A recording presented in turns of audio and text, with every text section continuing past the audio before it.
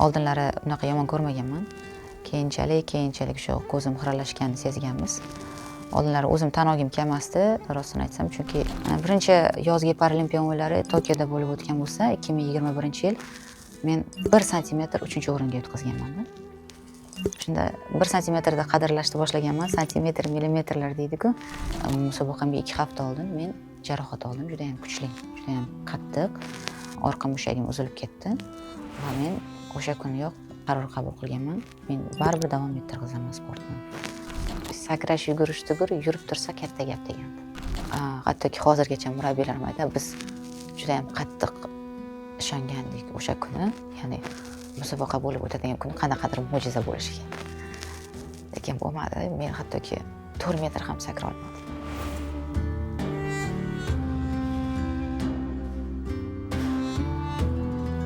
Birinchi navbatda yengil atletikaga kelishimga sababchi bo'lgan insonlar bu ota-onam. Umuman sportga kelishimga.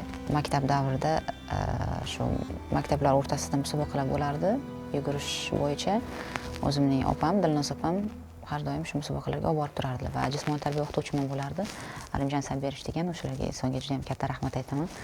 6-sinfda taekvondoga borardim va o'sha taekvondoga borganim nima uchun u taekvondoga borib yuribdi? Ana yugurishga borsin, yengil atletikaga qatnasin, o'sha yerda yaxshi natijalar ko'rsatadi deyishardi. Va o'shanda endi baribir moddiy muammo hammada bo'ladi. Taekvondoda musobaqalar har doim pul to'lanishi kerak bo'lardi. Hattoki viloyatda musobaqasi bo'lsin, xalqaro respublika musobaqasi bo'lsin. Biz oilada ko'p kishi bo'lganligimiz uchun keyinchalik oilamiz bilan kelishdikki, men taekvondoni tashlayman. Ham u zarbalari qattiq tegganligi uchun nafaqat ko'zimga, balkim butun tanamga ham salbiy ta'sir ko'rsatishni boshlaganligi uchun yengil atletikaga o'tganman. Va o'sha yengil atletikaga o'tganimda men oddiy sportchilar o'rtasida qatnashardim. Oddiy sportchilar o'rtasida qatnashib kelib, yugurish bo'yicha 1500-800 metr masofalarida O'zbekiston chempioni bo'lishga ham muvaffaq bo'lganman. Hattoki shu Markaziy Osiyo musobaqalarida ham qatnashib, sovrinli o'rinlarni egallaganman oddiy sportchilar o'rtasida. Keyinchalik shu musobaqalarda hozirgi kundagi Paralimpiya yengil atletika terma jamoa murabbiyi, katta murabbiyi Sardor Abduxalikov meni payqaganlar va yugurib kelganimda 1-2 ishoralar qilganida ko'rmaganligim uchun keyin seni Paralimpiya sportiga seni sinab ko'ramiz. Avvalambor men senga birdaniga bir umid bera olmayman, chunki undan oldin tekshiruvlardan o'tishing kerak deganlar. Shunda onam bilan kelib tekshiruvlardan o'tib ketganmiz. Qisqa muddatdan keyin murabbiy sening ko'zing shu bizning Paralimpiya sportiga to'g'ri kelar ekan. Men seni shu Paralimpiya terma jamoasiga taklif qilaman deganlarda oilamiz bilan o'tirib, boshida albatta ota-onam rozi bo'lmagan, ayniqsa otam, chunki sen sog'san-ku qanday qilib paralimpiyachilar bilan bellashasan, uyat bo'ladi qizim deganlar. Lekin murabbiy shu o'zlari tushuntirib, xuddi o'ziga o'xshagan ko'zida nuqsonlar bor yoki shu ko'zi xira ko'ruvchilar bilan yuguradi, bahs olib boradi deganlardan keyingina ruxsat berishgan va 2013-yil shu Paralimpiyada bo'yicha O'zbekiston chempionati bo'lganda 3 ta masofaga qatnashganman va 3 ta masofada ham birinchi o'rinni egallab 2014-yil meni terma jamoaga qabul qilishgan.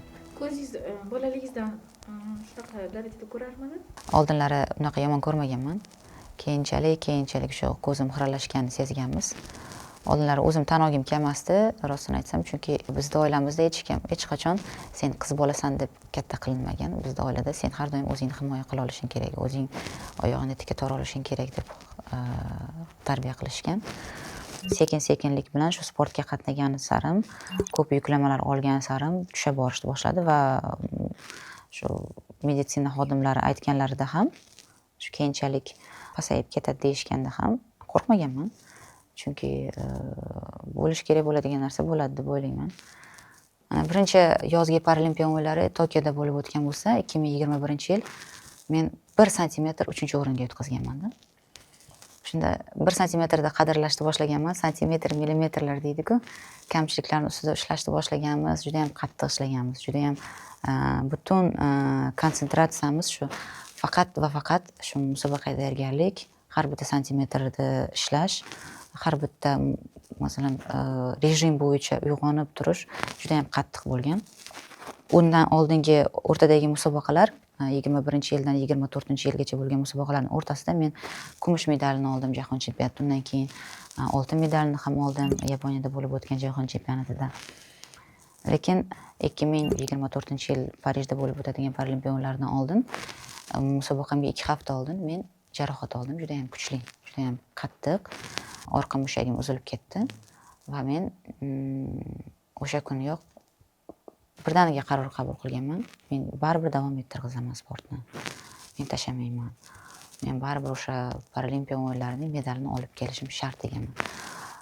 Esimda shu yugurib keldim, orqa mushagim uzildi. Qumga boshim bilan shunday yiqilganman.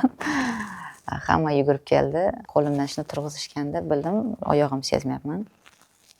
Bo'ldi o'sha vaqtda butun bir qilgan mehnatim, oila a'zolarim mendan kutayotgan medal bo'lmasligini bildim. Hattoki hozirgacha murabbiylarim aytadi, biz juda ham qattiq ishongandik o'sha kuni, ya'ni musobaqa bo'lib o'tadigan kun qanaqadir mo'jiza bo'lishiga. Lekin bo'lmadi. Men hattoki 4 metr ham sakra olmadim. Musobaqani oxirgi bo'lib tugatdim. O'shanda esimda murabbiyim bilan chiqib ketayotganimda men murabbiyim qattiq ushlab olganman. Sardor aka, men chempion bo'lishim kerak deganimda, shuni qaraganlarda sen yana shu narsaga chidashga tayyormisan deganlar. Keyin o'sha vaqtiyoq qaror qilganman. Men davom ettirg'izaman. Men albatta medal olishim kerak deganman. O'zimiz O'zbekistonga qaytib kelganimizdan so'ng doktorlarga uchraganmiz. O'sha kech mushak bitib bo'lgan, uni ochib yana tiksak baribir yirtilib ketadi degan gaplar bo'lganda, o'shanda murabbiyim nima qilamiz? Endi kimga uchraymiz deganlarida, shu gimnastika federatsiyasida shu oldin men tizzam jarohatlanganimda Svetlana Ivanna degan bir ayol kishi bor. Shular davolaganlar. Oldilariga borganimda o'zlari ham yig'lab kutib olganlar meni. Nima uchun yig'layapsan? Hammasi yaxshi bo'ladi deganlaridan keyin men o'zimga ishonishni boshlaganman. Endi bir inson baribir sababchi bo'lishi kerak oyoq turishiga. O'sha inson sababchi bo'ldi. Men yana qaytadan oyoqqa turib, shu yurib keta olishimga va yugurib yana sakrab keta olishimga. Chunki sakrash, yugurish tugur, yurib tursa katta gap degan. Juda ham uzoq davolandik. Reabilitatsiya jarayoni juda ham uzoq bo'ldi. Hattoki shu ruhan tayyorgarlik ham juda ham ko'p vaqt oldi.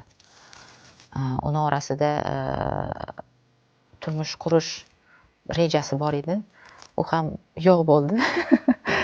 Chunki esimda men 11-sentyabr kuni shu bir yigit bilan biz ketishdan oldin endi ota-onamiz kelishib qo'yishgandi. Olimpiadadan kelgandan keyin to'y bo'ladi deb. Bu insonni men o'zim shaxsan juda ham yaxshi tanirdim, ota-onalarini ham. Chunki u ham sportchi, men ham sportchi. Va shunaqa bo'ldiki, men kelganimdan so'ng sportni davom ettirish niyatim bor. Agar rozi bo'lsang, shu oyoqqa turib olay yoki keyinchalik shu to'y marosimlarini qilaylik deganimizda, menga sendaqasi kerak emas degan. Ota-onam oldiga kirib, "Dada-ya, to'y bo'lmaydi" deganimda, ota-onam hayron qolgan. Qanday qilib gap so'z, qo'shni og'aynilar nima deyishadigan, nima gap bo'ladi deb aytishmagan. Unaqa deyishmagan. Umuman. Meni xafa qiladi deb, xafa bo'lmasin deb unaqa deyishmagan. Ota-onam, "Bo'pti qizim, bu sening hayoting. Biz senga ishonamiz. Eng asosiysi sen o'zingga ishonsang bo'ldi" deb. Bo'pti, xohlagandek o'zing sport faoliyatingni davom ettiraver deyishgan.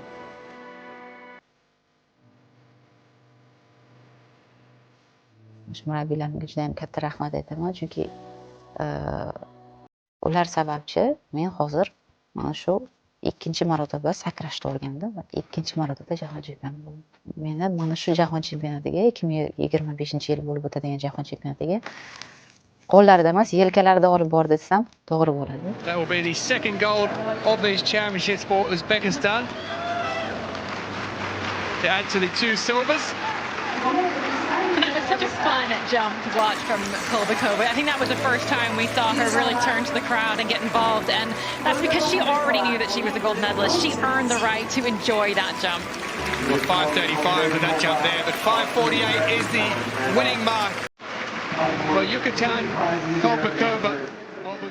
O'tgan jahon chempionatida birinchi bo'lgan bo'lsam, bu jahon chempionatida xudo iloyim chiqib medal bilan qaytib ketay, yuzimni yorug' qilgan hech bo'lmasa medal bilan qaytib ketay deb kelganman. O'sha vaziyatda esimda murabbiyim bilan kirib ketyapmiz, chunki biz qara ko'ruvchilar murabbiy bilan kirishga ruxsat etilgan. Kirib ketyapmiz, murabbiyim qaradilarda bugun jahon chempionatini yutasan dedilar. Qaradim, qanday segasan aka desam, ko'rasan yutasan dedilar. Va birinchi urinishdayoq hammadan uzoqroq sakradim. Hamma o'ylaydi shu birinchi o'rin olgani uchun yig'lagan, birinchi o'rin olgani uchun yig'lagan. Lekin men uning uchun emas, to'g'ri uning uchun ham shukr qilib yig'ladim, lekin murabbiylarimni ishonchini yana bir marta oqlolganligimdan va duo kuchi shunaqa kuchliligidan yig'ladim. Har bir sportchi oldiga eng katta maqsad qo'ydi va eng katta maqsad bu olimpiada, paralimpiada chempioni bo'lish. Mening ham maqsadim orzuim emas, chunki orzu u ham xayolda. Bizning murabbiyimiz ham har doim aytadi, orzu qilish u ham xayol deydi. Orzu qilib yotaversang ham bo'laveradi deyishadi. Maqsad qo'yish kerak. Maqsadni kattaroq, kengroq, chunki baribir bilamiz-ku, Allohdan qancha ko'p so'rasang, shuncha beraveradi. O'shaning uchun eng katta maqsadlarni qo'yish kerak. Ya'ni paralimpiya o'yinlarida chempion bo'lish.